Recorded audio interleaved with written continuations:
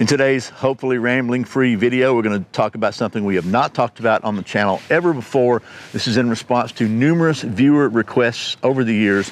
We're going to talk about no-spin knife throwing for beginners. That's what's coming up next here on Survival on Purpose.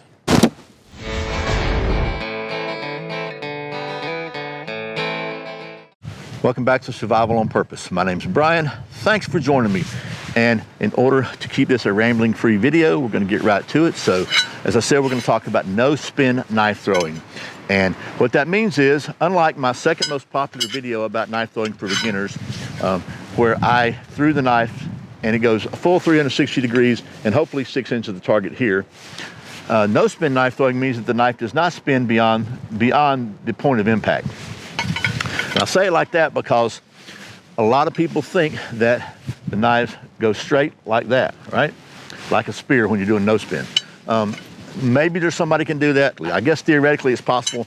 I don't know anybody that does that. And let me just say right up front, by the way, this is a no spin knife throwing for beginners by a beginner, because I am certainly no expert at this. I'm just learning it myself, but I have learned a little bit about it. So I thought, you know what? Maybe that'll help you from a beginner standpoint to show you how I learned to kind of get better at no spin. I'm still not there, but I'm getting there, so maybe it'll help you. Anyway, so a couple things real quickly about grip. I like to hold my knife about like that when I'm no spinning. If I'm throwing full spin, I hold it like this, really, just a regular grip.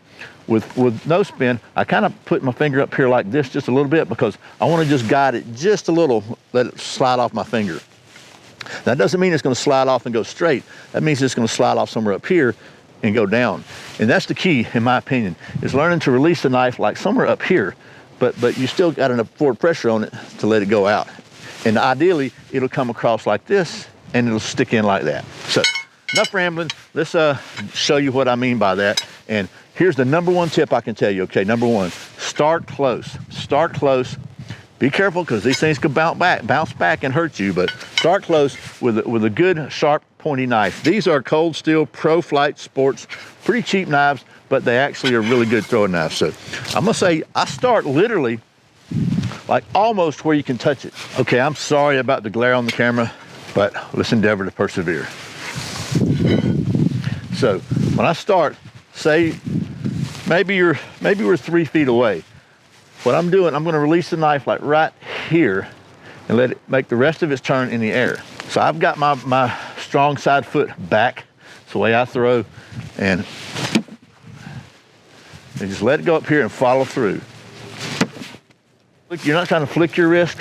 You want to keep your wrist kind of solid, and just let the knife go out probably about right here. But you'll have to, I promise, it's a feel thing, okay? But you will get it if you practice. But follow through, but don't flick your wrist. You flick your wrist, this knife's going to spin too quickly. You don't want it to spin. You want it to stay as flat as possible. So you get where you can throw really good from, say, right here, okay? Then just back up just a little bit to maybe here. Okay, so both of those over-rotated. I let them go a little late. So go back to where I just was and keep working at that distance. So follow through. Once you can do it at that distance, you just keep going back a little bit at a time. Okay, so probably about 8 or 9 feet now. Let's just see. So both of those are angled about like this, which means a little bit late on the release. Okay, so we're about 8 feet. Oh.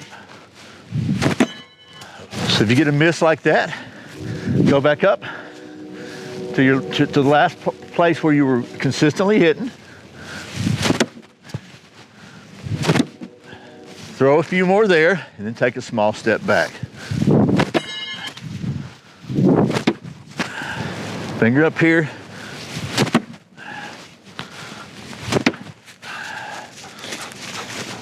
and just continue to go back. Go, Kuma, go.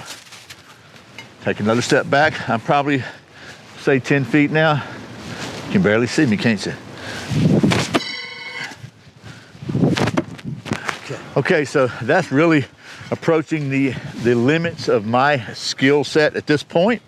But hopefully what you can see is the 2 or 3 biggest tips I could give you.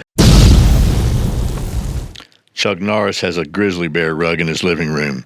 It's not dead, it's just afraid to move. First of all, the closest thing I can think of is like maybe it's more like throwing a knuckleball than it is a fastball. You're kind of releasing that thing really before it feels normal if you're used to throwing a ball, okay?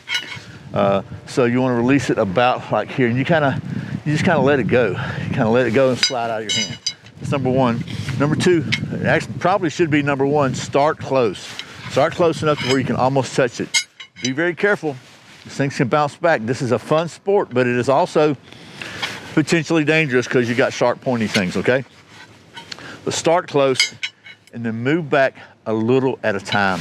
And then third, just take your time.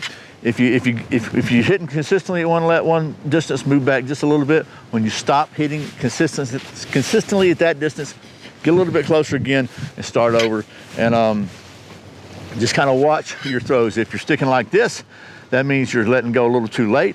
And if it's hitting like this, you're letting go a little early. But bottom line, it's a really fun thing to do. People talk about this is not an effective self-defense strategy. It's not practical, whatever. It's just fun, okay? So have fun, and hopefully this adds a little bit to your knife throwing repertoire. I really appreciate you watching Survival on Purpose. Merry Christmas if you're watching this on Christmas Eve. And if you're not, good for you, watch it later. And I really appreciate you watching Survival on Purpose. Remember, survival's not an accident, so be prepared and have fun.